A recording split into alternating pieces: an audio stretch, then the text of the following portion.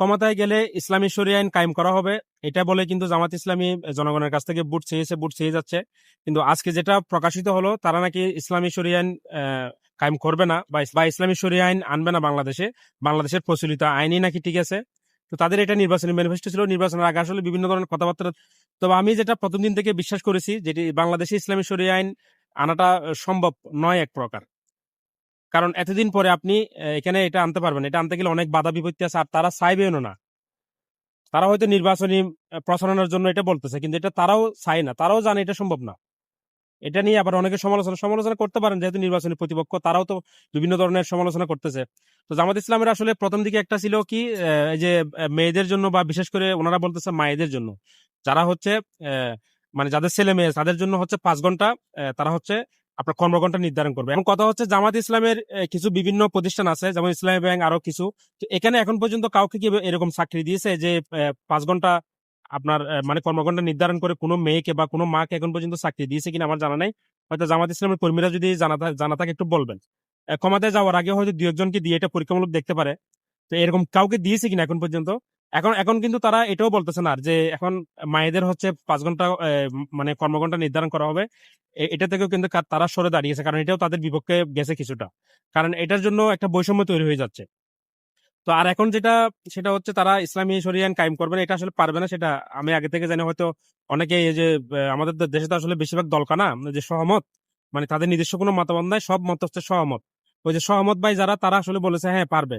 বাংলাদেশে এত সহজ না, এটা প্রথম থেকে যদি থাকতো তাহলে অন্য একটা বিষয় ছিল। তো এত বছর পরে এসে এটা আসলে সম্ভব না, এটা করতে গেলে আর করতে পারবো না, করতে গেলে না, আসলে করতে পারা সম্ভব না, এটা এটা কখনোই সম্ভব না, কারণ এখানে অনেক সমস্যা আছে।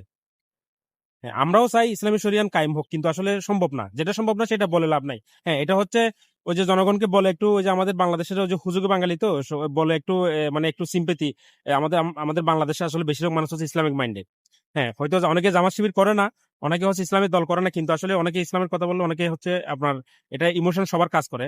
আমার ব্যক্তিগতভাবে আরো বেশি সবার কাজ করে ইসলামের কথা বললে, ইসলামের দিকে আমরা সবাই যেতে চাই বা সবাই যুক্তে চাই। আমি যে সেন্টিমেন্টটা, এই সেন্টিমেন্টটা কাজে লাগাতে চাই বিভিন্ন ইসলামিক দলগুলো, আসলে যেগুলো বাস্তব না সেগুলো আসলে বলাটাই তো এক প্রকার ইসলামের বিরোধিতা করা।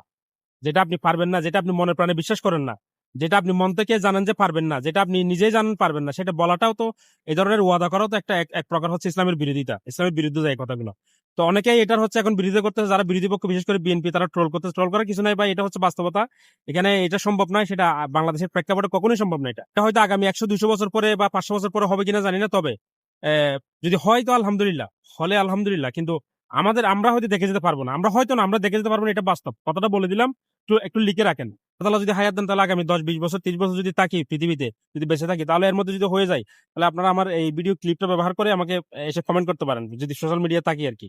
তবে হবে না এটা 100%, 100%, এটা ফুল কনফিডেন্স বলতেছি। সম্ভব না বাংলাদেশের ভাই, এটা কেমনে সম্ভব? শুধু আজগবি কথাবার্তা বললে তো হবে না। এটা আসলে স্বাভাবিক ছিল, সেজন্য আমি এটার জন্য কোনো কিছু বলতেছি না, এটা ট্রোল করার কিছু না, এটা আসলে বাস্তবতা। এটা হয় তাদের নির্বাচনের আগে তো আসলে অনেক কমিটমেন্ট দেওয়া হয়, প্রত্যেক দলেই দেয়। হয়তো আমরা এরা ইসলামিক দল বলে একটু আমরা অন্যভাবে নিচ্ছি, ইসলামিক দল তারা এভাবে মিথ্যা কমিটমেন্ট কেমনে দেয়? তো এটা সবাই দেয়। নির্বাচন মানে হচ্ছে এখানে সত্য মিথ্যের খেলা। এখানে সবাই সাধু, আবার সবাই বাটপার। দেখেছেন নাহিদ ইসলামরা নির্বাচনের আগে, এই যে তাদের কিছু ভিডিও আছে, হয়তো আমি এগুলো দিব। এই যে নাহিদ ইসলাম থেকে শুরু করে, তারপর হচ্ছে ওই যে হাসান আব্দুল্লাহকে জিজ্ঞেস করা হয়েছে বাংলাদেশে ইসলামী দল এগুলা। তো যখন বলা হয়েছে জামাত ইসলামী, উনি বললো জামাত ইসলামী ইসলামী দল আমি তো জানি না।